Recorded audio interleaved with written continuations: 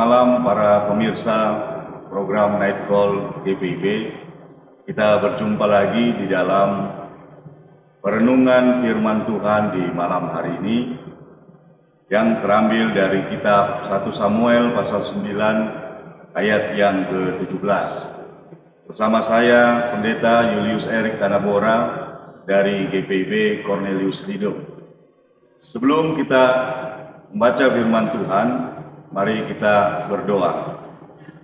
Ya Allah Bapa di sorga, kami bersyukur untuk penyertaan-Mu di sepanjang hari kehidupan kami, hingga di malam hari ini kami boleh kembali merenungkan firman Tuhan.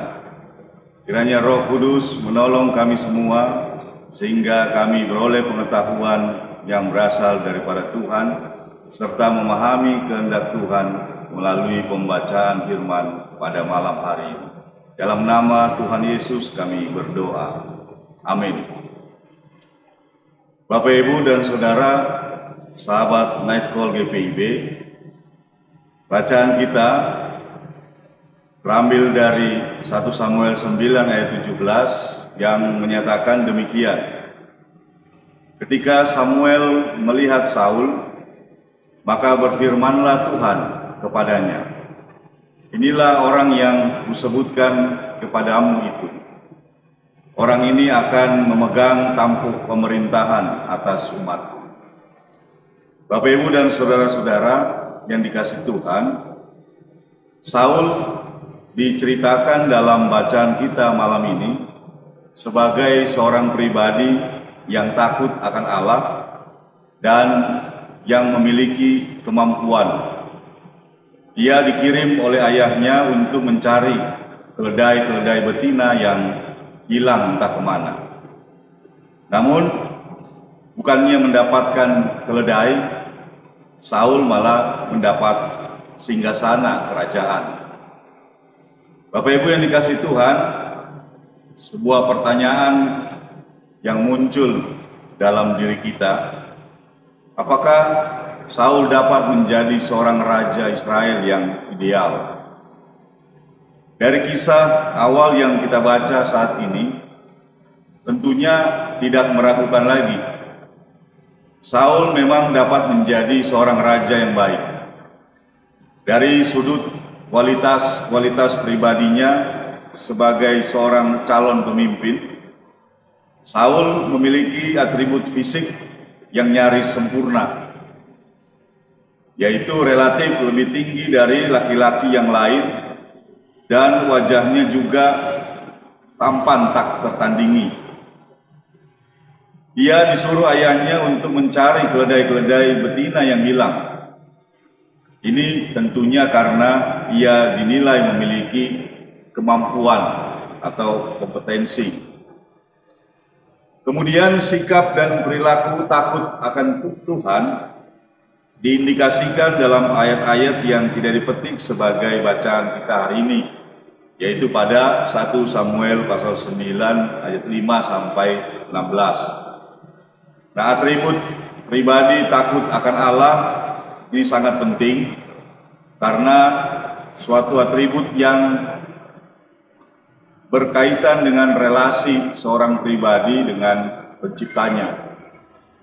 Bapak, Ibu, dan Saudara yang dikasihi Tuhan, dalam bacaan Alkitab pun diceritakan bahwa di awal-awal pemerintahan Saul, ia digambarkan sebagai seorang pemimpin yang kinerjanya cukup baik. Sebagai contoh, kita bisa melihat di 1 Samuel 11 ketika Saul menyelamatkan Yabes.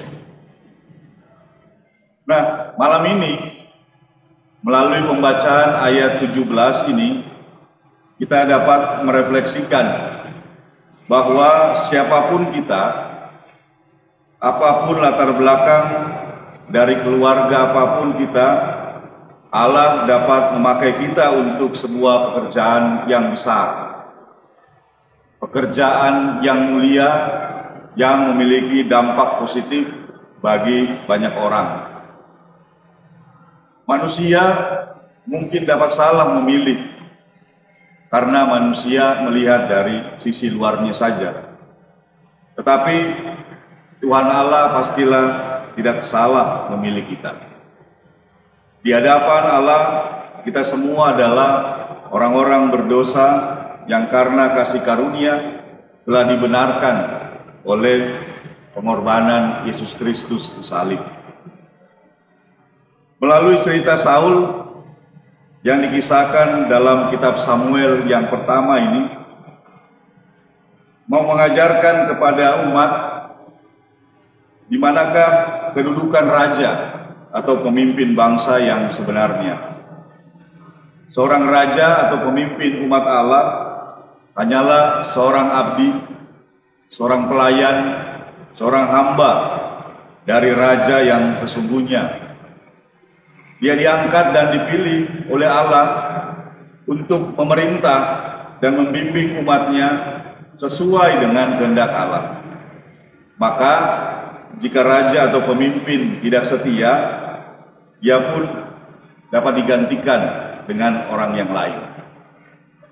Bapak, Ibu, dan Saudara yang dikasihi Tuhan, kekuasaan memang senantiasa menjadi godaan bagi siapa saja yang memegang kekuasaan itu.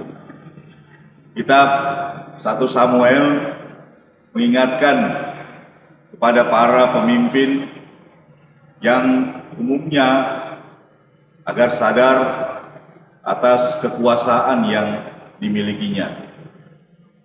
Kekuasaan yang dimiliki haruslah senantiasa terikat pada kehendak Allah sebagai satu-satunya penguasa hidup manusia.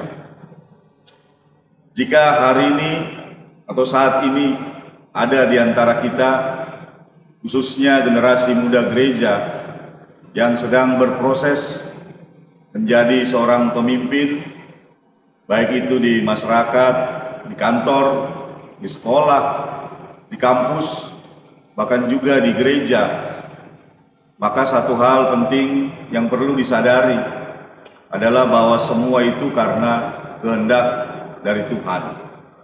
Dan oleh karena itu, kita semua harus melaksanakan fungsi seorang pemimpin sebagaimana petunjuk dari Tuhan yang kita imani. Janganlah kita menjadi lengah atau terlena agar kita tidak kehilangan dasar berpijak yang benar. Mari lakukanlah tugas kita sebagai pemimpin untuk kemuliaan Tuhan dari awal sampai akhir dengan penuh kesetiaan dan kebenaran. Nah, malam hari ini percayalah bahwa Tuhan sedang memakai Anda untuk rencana yang mulia bagi kehidupan umat manusia. Amin. Mari kita berdoa. Terima kasih ya Tuhan untuk pembacaan Alkitab di malam hari ini. Kiranya pembacaan dan perenungan singkat ini boleh memberikan inspirasi dan motivasi bagi kami untuk menjalankan fungsi-fungsi pemimpin yang berkenan di hadapan Tuhan. Berkati kehidupan kami di malam hari ini, berkati istirahat kami, dan kiranya Roh Tuhan selalu membimbing dan menyelamatkan kami. Inilah doa dan permohonan kami, dalam nama Tuhan Yesus kami berdoa. Amin. Demikian perenungan kita di malam hari ini.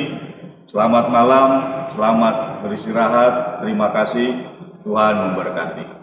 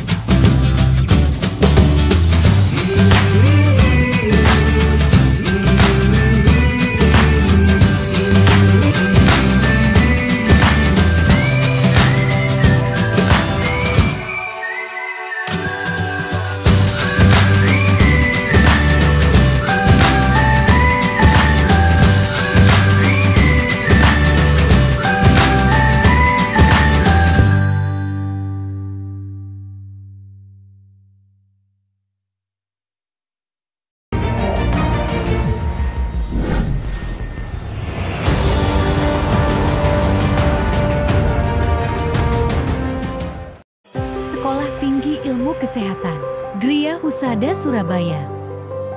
Membuka penerimaan mahasiswa baru tahun ajaran 2023 sampai 2024. Sekolah Tinggi Ilmu Kesehatan Gria Husada terakreditasi BAN PTB dengan menawarkan 2 program studi, yaitu pertama, D3 Kebidanan, kedua, Administrasi Rumah Sakit. Ada juga fasilitas yang memadai seperti asrama putri, perpustakaan, gazebo dan hotspot area, dan masih banyak lagi. Pendaftaran gelombang pertama dibuka pada Desember 2022 sampai Februari 2023. Gelombang kedua dibuka pada Maret 2023 sampai Mei 2023. Gelombang ketiga dibuka pada Juni 2023 sampai September 2023. Untuk informasi lebih lanjut dapat menghubungi nomor